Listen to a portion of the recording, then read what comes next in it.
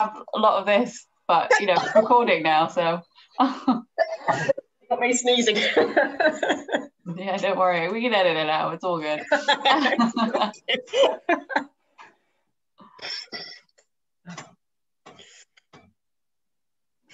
You can. It's 10 o'clock according to my computer now, so you start letting people in, that'd be good. Yeah, no worries. Oh, yeah. I've just got big. Yeah, people in now.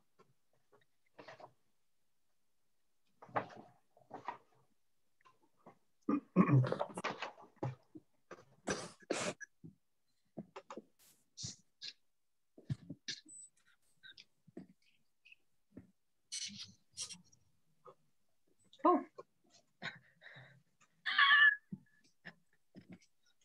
I'm just gonna mute everybody.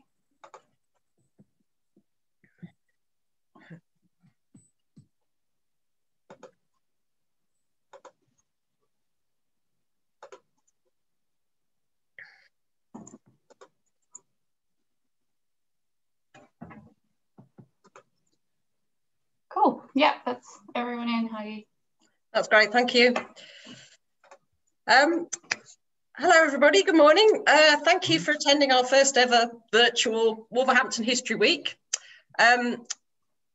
Just a few housekeeping things. Please make, I think Georgina has gone through and muted everybody, but please make sure you are muted so we don't have any background noise during the event. The event will also be recorded, so if you don't want to appear on camera, turn your cameras off. Throughout the event, please use the chat facility in Zoom to send your questions to the speaker. If you put your name and then the question at the end, and then I will filter the questions, they'll come through to me and I'll filter the questions through to the speaker afterwards. So today we're going to be hearing from David Taylor about the new boroughs in 1832, new politics or more of the old. So without further ado, I will hand over to David. Thank you very much.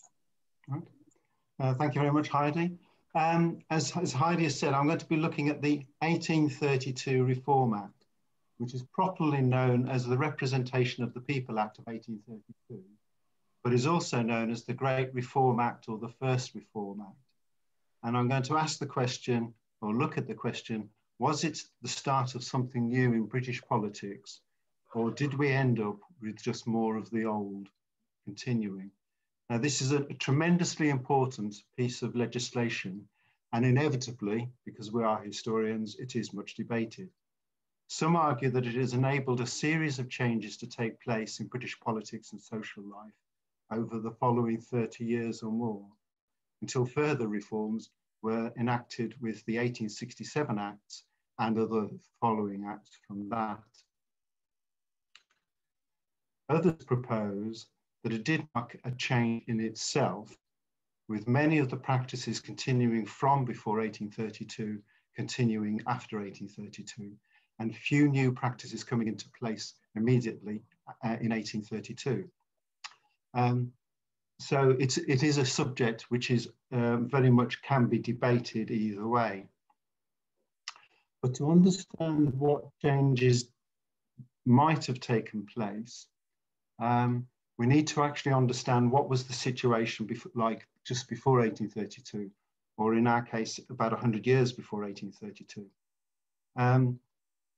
If you were a voter in Wolverhampton, Walsall, or Stoke On Trent, or any of the other large industrial towns of the area in Staffordshire prior to 1832, you would have voted in the Staffordshire county elections if there had been any elections.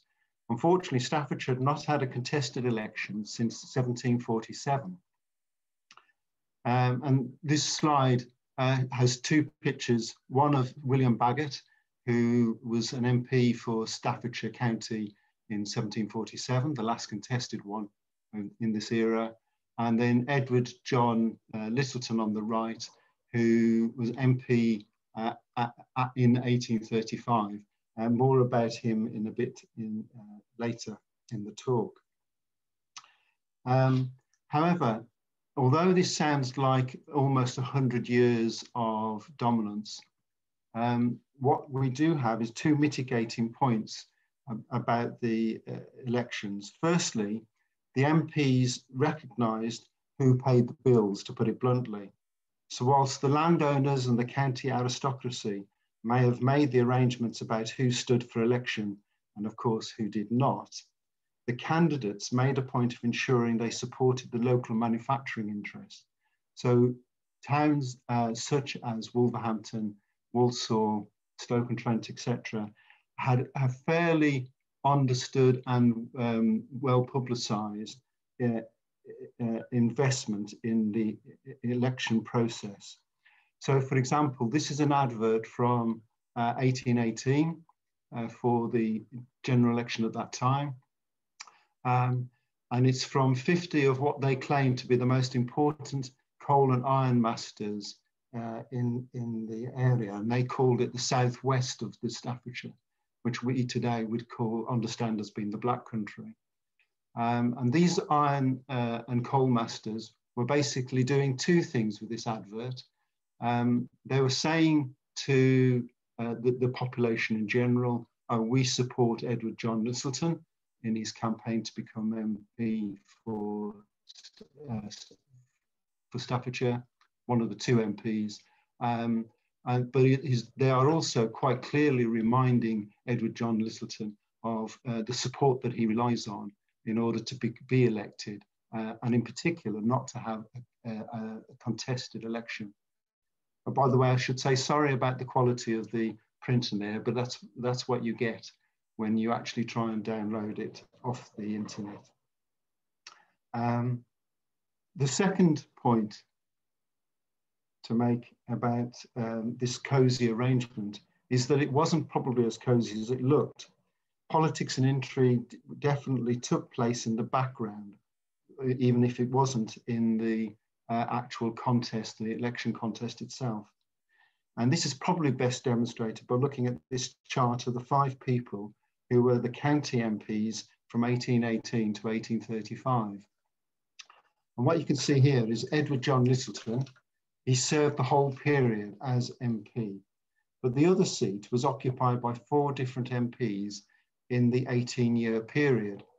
Now, in essence, what happened was there was an arrangement that the 2 county seats would be shared between a representative of the Leafs and Gower family of Trentham and the local country gentry, both of whom tended to support Tory policies. The county Whigs, led by the Anson family, were guaranteed one of the 2 Lichfield seats, so that kept them happy. And then just to make sure that the Leafs and Gowers actually kept firm control, they had all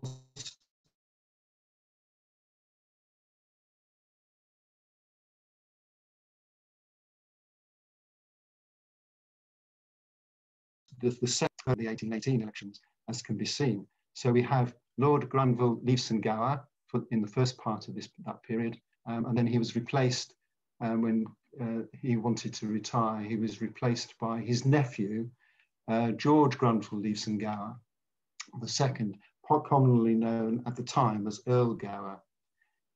In 1820, however, a rival Whig candidate was put forward by the Ansons, and that was mainly because the Anson family felt hard done by some financial dealings they'd had with the Leafs and Gowers. Now, this would have meant an election battle, and Earl Gower was being encouraged to stand by the Tory supporters.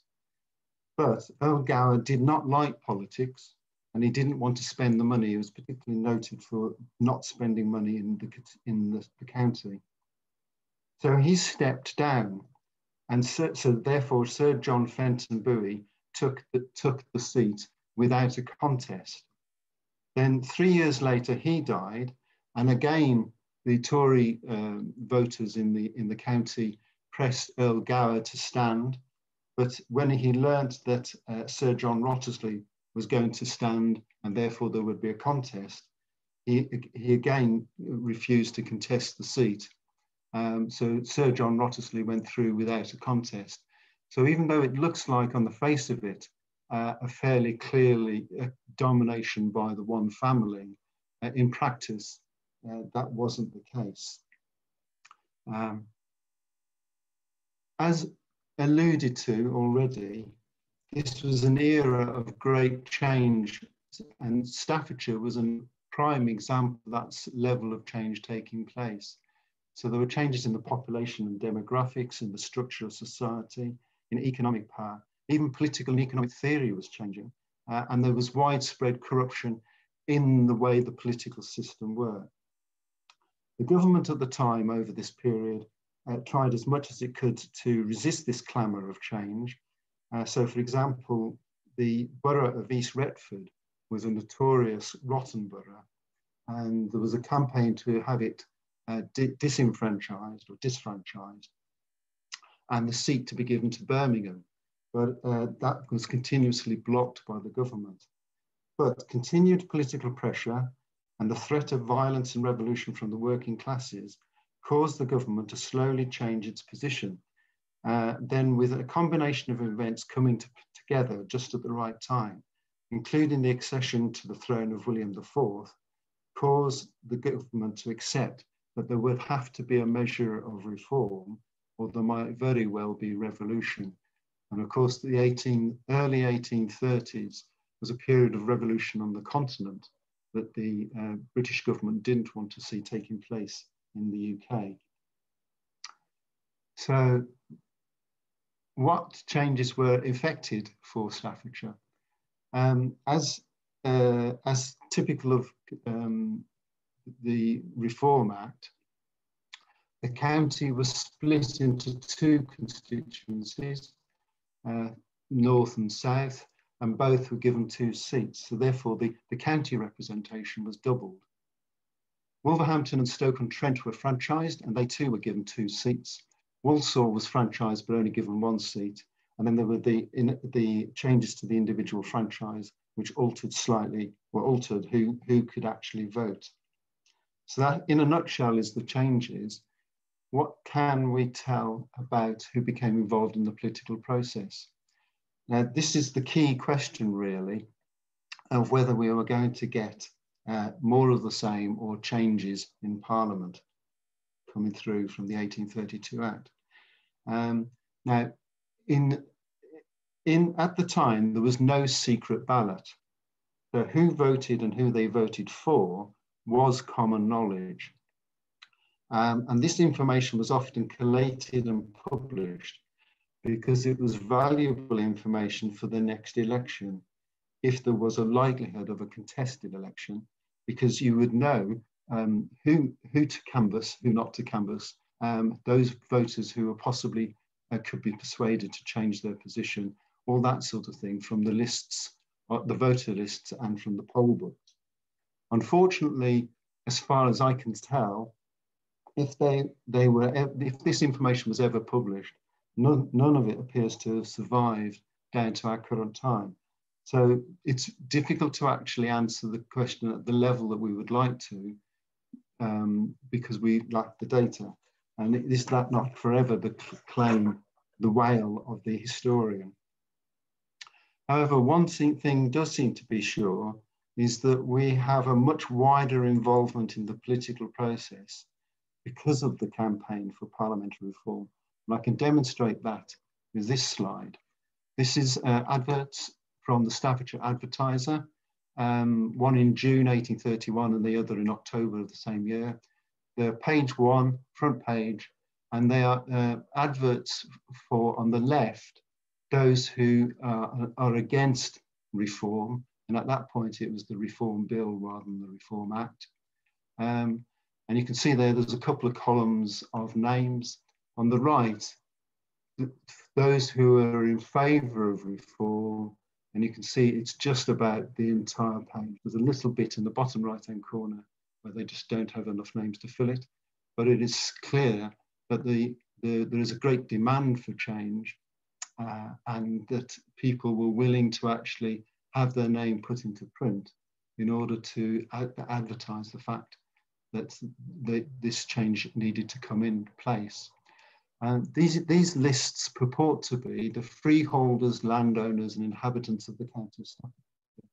So that's basically the definition of who would have the vote. So it's clear that the level of involvement in the political process started a lot earlier than the 1832 Act.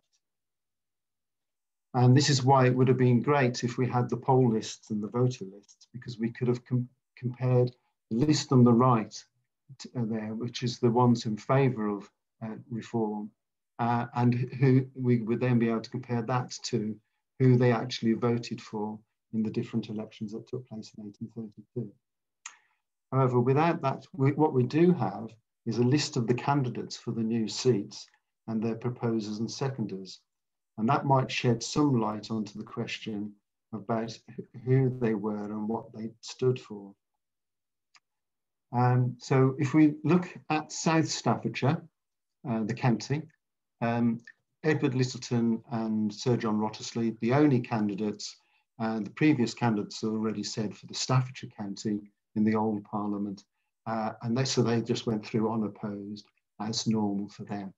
And we know that they had an element of moderate reform as the campaign proposals. The candidates for North Staffordshire are a very different group altogether. There were 3 candidates for the 2 seats, so therefore there was an election. Oswald Molesley and Edward Buller won the election, but you can see there that these these 3 are very much establishment figures. Particularly Jesse Watts Russell is interesting because he was the son of an East End soap manufacturer, but he had country gentleman pretensions, and he saw being an MP as being part of the establishment. So it's likely that these are people who, whichever of the 3 had got into Parliament, these are people who would not be favourable to further reforms or mass changes. In fact, Edward Buller was very pro the Corn Laws, and that was a touchstone piece of legislation that indicated the difference between those who wanted more reform and those who were against reform or further reform. So on the basis of the county elections, I'd say it's unlikely there would be substantial changes introduced by these people in the new Parliament coming up. But let's have a look at the boroughs, the newly franchised boroughs. First of all, let's have a look at Wolverhampton. But before I just talk about Wolverhampton particularly, I need to make a little bit of a comment about the campaigning in this era. At the time, the long-established principle was for no pledges to be made by the candidates in their election campaigns.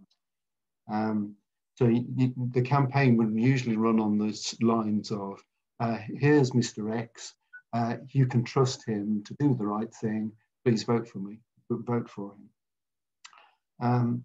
Now, the reason for these this idea of no pledges, the main interest was that primarily the candidate was being chosen to operate his best judgment on behalf of the electors on whatever issues came up in Parliament.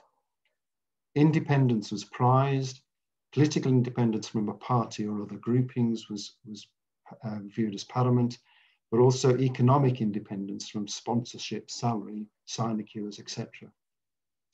And it was viewed that this independence would be compromised if the candidates made pledges in the campaign, because the candidate could not vote according to his judgment and the evidence as it presented in Parliament, but would have to vote according to what he said in his election campaign.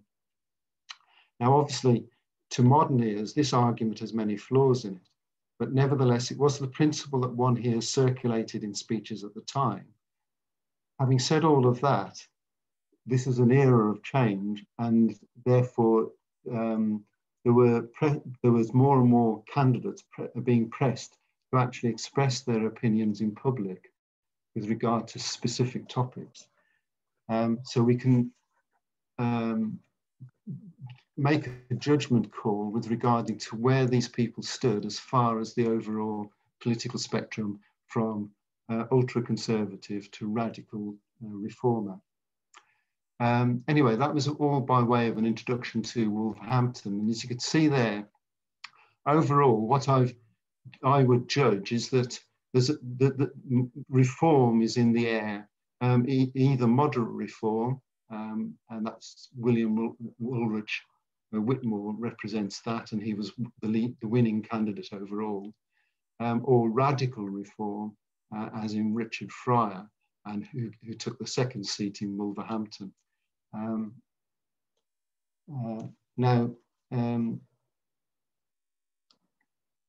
If I move then on to Walsall, very different picture comes up here. Charles Smith Forster was very much a Conservative candidate. He won the seat and beat his radical opponent, George Atwood, very convincingly, in fact, as it turned out. And now Charles Smith Forster was very much, reform had gone far enough already. We didn't need any more. What we needed to do was to stick with the old constitution and the way things worked. So we're not going to get any change from him. Stoke on Trent, as you can see here, overall as a balance again is towards reform, but with a Conservative element in it. And Josiah Wedgwood, he was a moderate in all subjects. He would support reform where he saw it was necessary, but wouldn't really want to go much further than that. Whereas John Davenport expressed an opinion that he was a Conservative, but a reformed or reforming Conservative. Now, if we deal a little deeper into this subject, what we can find is something like this chart here that I've produced. And what I've done here is I've listed the candidates and I've pulled together information that I've found out about them so far.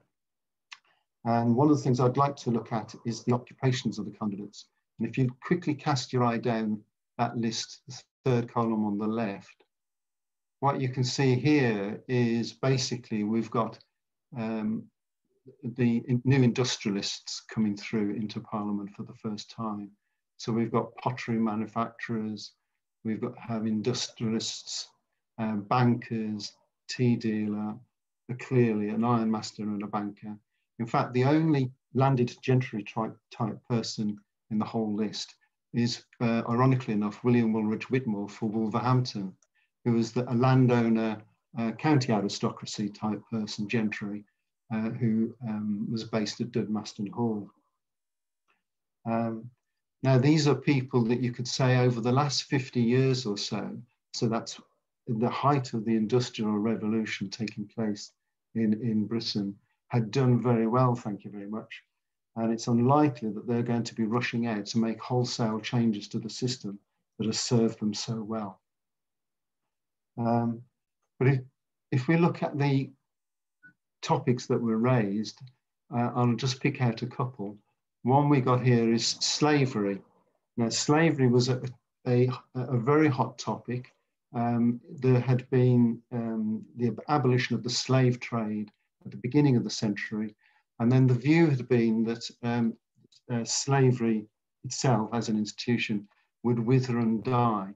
And of course, we know it didn't do that. And by this time, by the 1830s, there was a very active campaign to abolish slavery in the British Empire.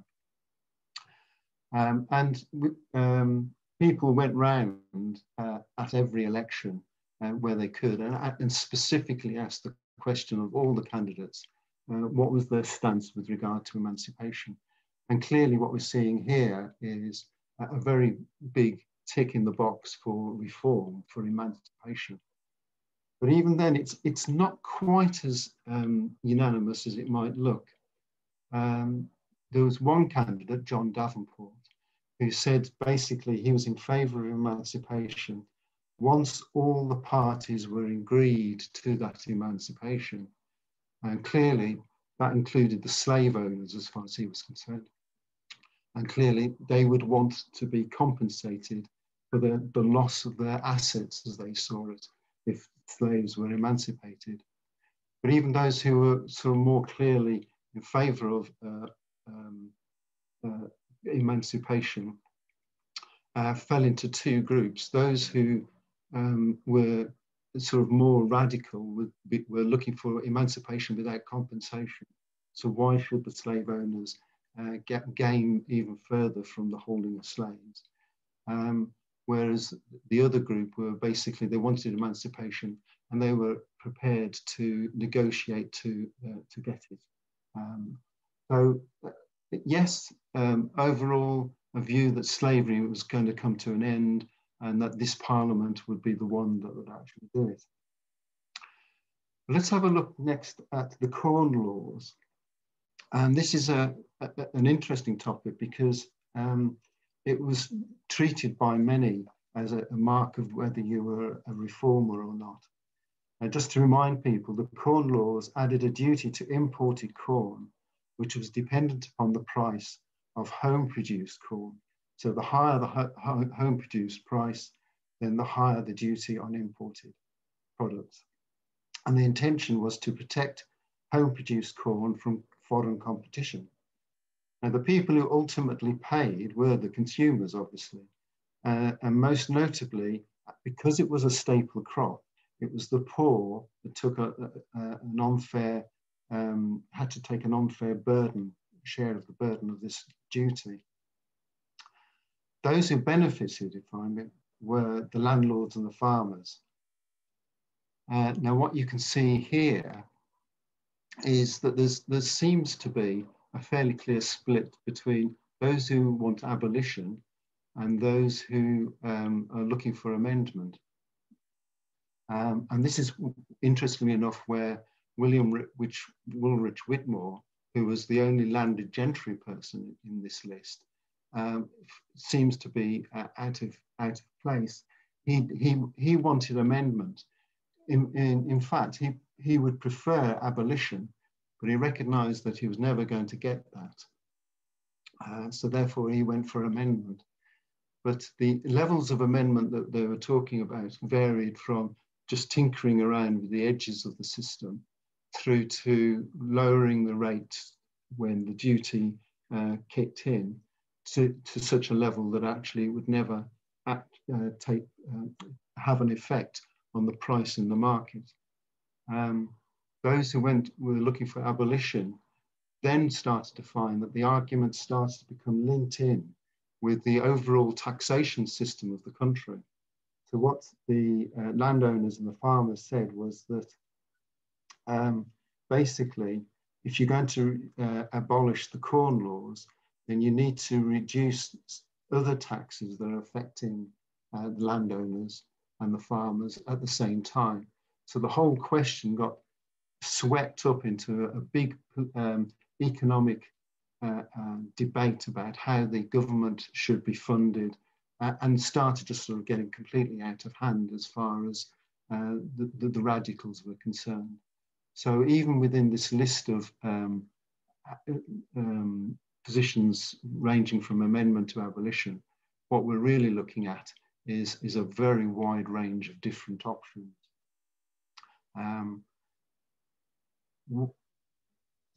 I could go on and look at triennial parliaments and the ballot and church tithes, but I think in essence what we're seeing here is that different candidates held different views of what reform meant for them. And the result is that there is actually not a wholesale support for a complete reform package from these candidates.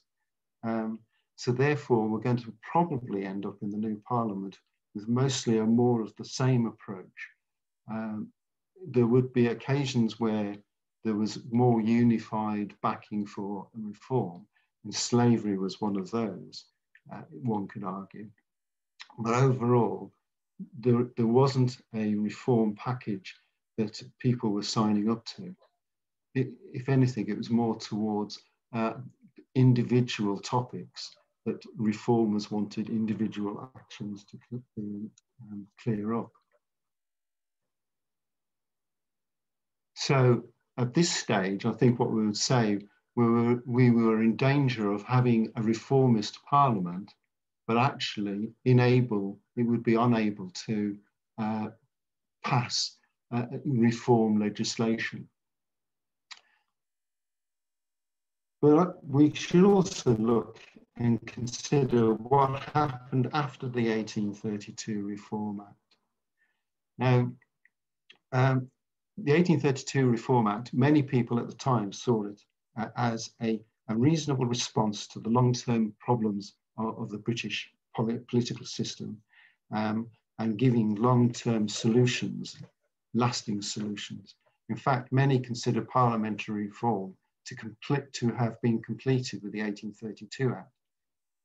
And it lasted until 1867. So in many ways, that's a whole generation who operated politically under the 1832 Act. So what happened between 1832 and 1867? Well, if we look at, again, the three boroughs, Wolverhampton, first of all, then we get started to see another different picture starting to arrive. The 1835 election was won by Charles Pelham-Villiers, which people probably know, and Thomas Thornley. Both were Liberals, both won very handsomely. And John Nicholson again stood and but lost again. And Dudley Faraday stood as the Conservative candidate, and he lost quite substantially. After 1835, Villiers remained as MP until 1898. In fact, until almost he died. Whereas Thomas Thornley was in position as an MP until 1859. He was replaced by Sir Richard, who was then replaced by Thomas Matthias Wegelin, I think that's how he pronounced his name, in 1861, and then who stood then and through until almost the end of the century. All of these people were Liberals. And in fact, Wolverhampton became known as a Liberal oligopoly. Unless you were in with the small crowd of Liberal masters of the political system, you were unlikely to actually even be heard in Wolverhampton. Compare that to Walsall. As I said already, Charles Smith Foster was a conservative, quite an ultra-conservative. He lasted until 1837. He was then replaced by Francis Finch, who was a Liberal, in February 1841.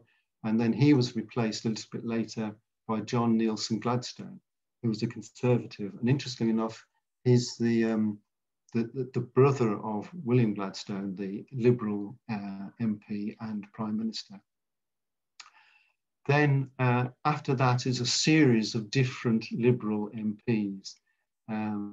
Robert Scott in 1841, Edward Richard Littleton, a member of the Littleton family mentioned earlier, in 1847, and then Charles Forster, the son of Charles Smith Forster, who was Liberal MP in 1852, and he lasted until again almost the end of the century. So again, very strong Liberal basis in Walsall. If we look at Stoke, it's a lot more mixed picture. A shared constituency with the Conservative and Liberal MPs throughout the period. In fact, for 28 of the 37 years of this period, there was both one of the MPs was Conservative and the other was a Liberal. This is probably more easily seen on this chart, where I've just laid out the different MPs and what periods they covered. And I think you can see there that there's quite a bit of change going on from election to election. It was not a foregone conclusion that if you were Liberal, you would be voted in, or if you were Conservative, you would be voted in. And there is not only change between the two political parties at the time, but also a change of personnel. And of course, personnel, that different people bring their own personalities and their own opinions, even within their political party, to the situation. But very much a lot of a mixture going on in Stoke on Trent. So what can we say in conclusion to the question of, was it more the same or something new in British politics? Well, the objectives of the 1832 Act Reform Act were basically to enfranchise new centres of population, wealth and power, which they did, obviously, to extend the franchise to include people of wealth, which they did, to remove rotten boroughs. And there was a lot of that took place. So a lot of was achieved, and therefore we could probably expect to see a fair amount, given the caveats I've already said about a lack of a reform programme, or an agreed reform programme. But there's an interesting point I just want to make with regard to the rotten borough question. If you define a rotten borough as a borough controlled by a single person or a small number of people to ensure the return of a specific person to Parliament, and that is a recognised definition of what is a rotten borough, then one could start to ask the question, did the Act create the conditions for future sets of rotten boroughs to be in existence around the country? We can say at one end of the spectrum that Stoke had 10 MPs from the two main parties.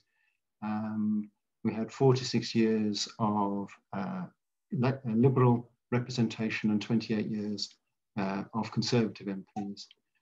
But if we compare that to Walsall, where we had 6 different MPs over the 35-year period, but mainly Liberals, and then also Wolverhampton, which came to be dominated by just the one MP and all the other MPs, and there were only 3 over this quite extensive period, were all Liberals, then I would argue that there is a potential, if there hadn't been further reforms in the latter part of the 19th century, that we were starting to see, we were going to see the development of another new type of rotten borough. And that's the end. Thank you very much. Do I hand over to Heidi? Hang on. Thank you very much, David. That was really interesting. We haven't actually had any questions coming via the chat.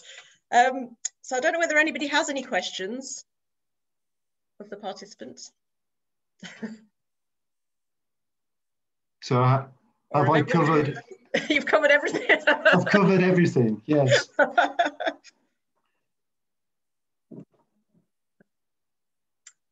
Oh, well. Okay. Well, thank you very much. Thank you. Right. Well, I certainly enjoyed doing the initial research. And of course, with lockdown, unable to get into archives, there's a lot of things where I would like to research further, but you just can't get to the data. So therefore, you're limited as to what you can look at. Of course. Yeah. Well, I'm hoping we will be able to, subject to the government's lifting of lockdown, I'm hoping we will be able to reopen the archives the 14th of April, in line with the various other services that we are to open then. So thank you all very much for coming along. We have got various other talks going on all week, so please book on to other talks because they're all a huge variety of subjects and lots of different interesting subjects. So thank you very much. Bye-bye. Thank you. Thank you, David. Thank you. Bye-bye. Bye.